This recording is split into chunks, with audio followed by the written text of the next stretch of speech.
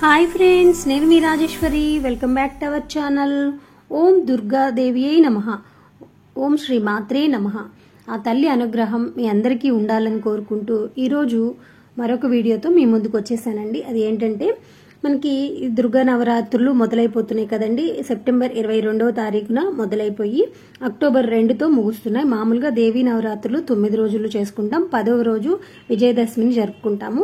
అయితే ఈసారి 11 రోజులు వచ్చినాయి కాబట్టి అమ్మవారికి ఏ రోజున ఏ అవతారాలు, ఏ రోజున ఏ అవతారం ఉంది, అమ్మవారికి ఏ చీర రంగు కట్టాలి, ఏ రోజున ఏ చీర రంగు కట్టాలి, మీరు అమ్మవారికి ఏ రంగు చీర అయితే కడతారో అదే రంగు చీర మీరు కూడా ధరించండి. ఇది పండితులు చెప్తున్నారండి, మంచిదంట. 9 రోజులు కూడా, ఈ 11 రోజులు కూడా 11 రంగుల చీరలు కట్టుకోండి. ఒకవేళ లేకపోతే ఇదేమి ప్రాబ్లం కాదు ఫ్రెండ్స్, ఖచ్చితంగా ఇవే కట్టుకోవాలని ఏమీ లేదండి. కట్టుకుంటే మంచిది. ఒకవేళ మీ దగ్గర లేకపోతే మామూలుగా శుభ్రమైన వస్త్రాలు ధరించి ప్రశాంతంగా పూజ చేసుకోండి. అమ్మవారి పూజ చాలా చాలా విశేషమండి. అలాగే ఏ నైవేద్యం పెట్టాలి, ఏ రోజున అమ్మవారికి ఏ నైవేద్యాలు పెట్టాలి. అలాగే ఇక్కడ ఒక ముఖ్యమైన విషయం అండి, పుష్పాలు. మనం ఒక్కొక్క రోజు ఒక్కొక్క పుష్పంతో పూజిస్తే చాలా చాలా మంచిది. మీకు అన్ని రకాల పుష్పాలు దొరకకపోతే మీకు అందుబాటులో ఉన్న పుష్పాలతోనే అమ్మవారికి పూజ చేయండి. ఇక ఏ రోజున ఏవి చదివితే మంచిది, చదవవలసిన మంత్రాలు ఏంటి అనేవి అన్ని వివరంగా ఈ వీడియోలో క్లియర్గా తెలుసుకుందాం ఫ్రెండ్స్. ఈ వీడియోని ఎక్కడ స్కిప్ చేయకండి ఫ్రెండ్స్. స్కిప్ చేస్తే మీరు ఏ తేదీన అమ్మవారికి ఏ అలంకారం అనేది మిస్ అవుతారు, ఏం చదవాలనేవి మిస్ అవుతారు. కాబట్టి లాస్ట్ వరకు చూసి ఈ వీడియో నచ్చితే లైక్ చేయండి, షేర్ చేయండి. మన ఛానల్ని ఎవరైనా సబ్స్క్రైబ్ చేసుకోకపోతే సబ్స్క్రైబ్ చేసుకోండి ఫ్రెండ్స్. నేను చేసే లేటెస్ట్ వీడియోస్ అన్ని మిస్ అవ్వకుండా చూడొచ్చండి, అందుకని సబ్స్క్రైబ్ చేసుకోమని చెప్తాను.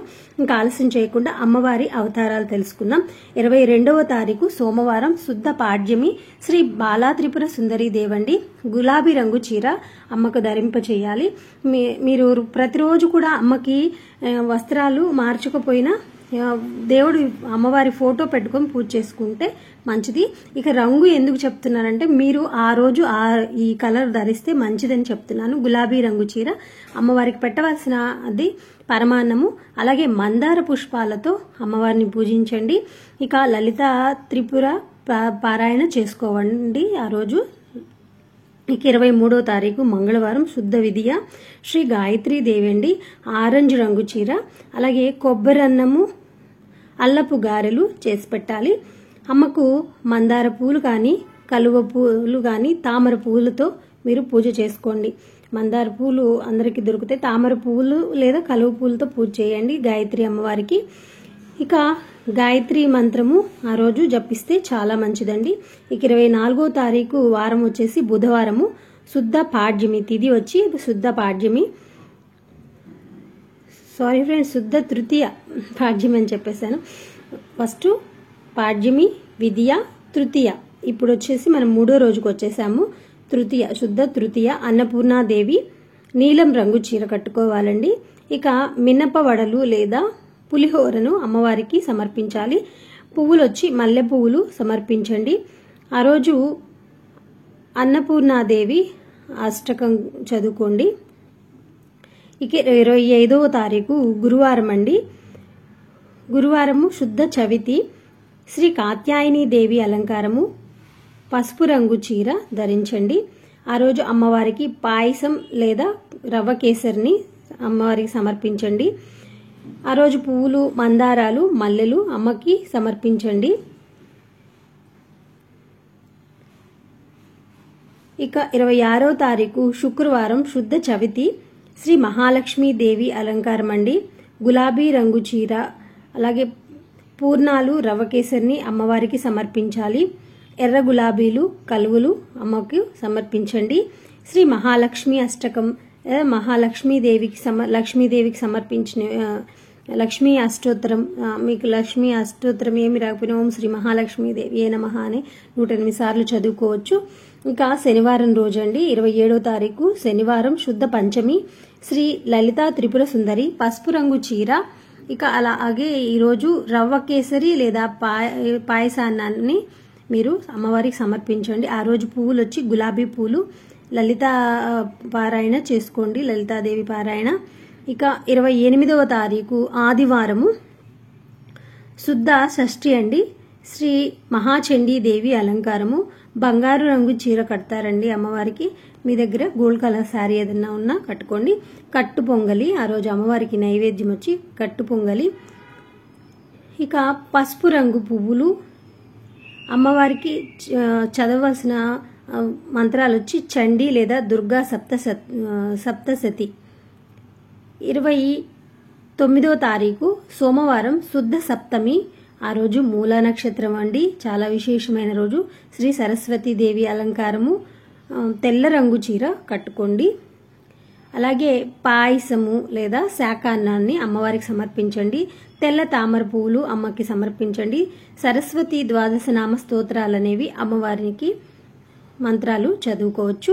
30వ తారీఖు మంగళవారము శుద్ధ అష్టమి అండి, దుర్గాష్టమి. ఆ రోజు శ్రీ దుర్గాదేవి అలంకారము. రెడ్ కలర్ చీర కట్టుకోవచ్చు. ఇక కదంబము, కలగపు కూర అమ్మవారికి. కలగగలుపు కూర అంటే అన్ని రకాల కూరగాయలు వేసేసి అమ్మవారికి కూరలాగా చేస్తారు, కదంబం చేస్తారు. ఈరోజు పువ్వులు వచ్చి ఎర్రటి పువ్వులు ఏవైనా సరే, గులాబీలు, మందారాలు, ఎరుపు కలర్లో ఉన్నవి అమ్మకి సమర్పించండి. ఆ రోజు చదవలసిన మంత్రం వచ్చి దుర్గా సప్తశతి పారాయణండి. ఇక 30వ తారీఖు అయిపోయింది. ఇక 1వ తారీఖు బుధవారము శుద్ధ నవమి, మహానవమి అండి. శ్రీ మహిషాసురమర్దిని దేవి అలంకారము. నీలం రంగు చీర కట్టుకోవాలి. చక్కెర పొంగలిని అమ్మవారికి సమర్పించాలి. శంఖం పువ్వులు అమ్మవారికి సమర్పించాలి. ఆ రోజు చదవాల్సిన మంత్రం వచ్చేసి మహిషాసురమర్దిని స్తోత్రాలు చదువుకోండి. 2వ తారీఖు గురువారం శుద్ధ దశమి అండి, ఇది విజయదశమి.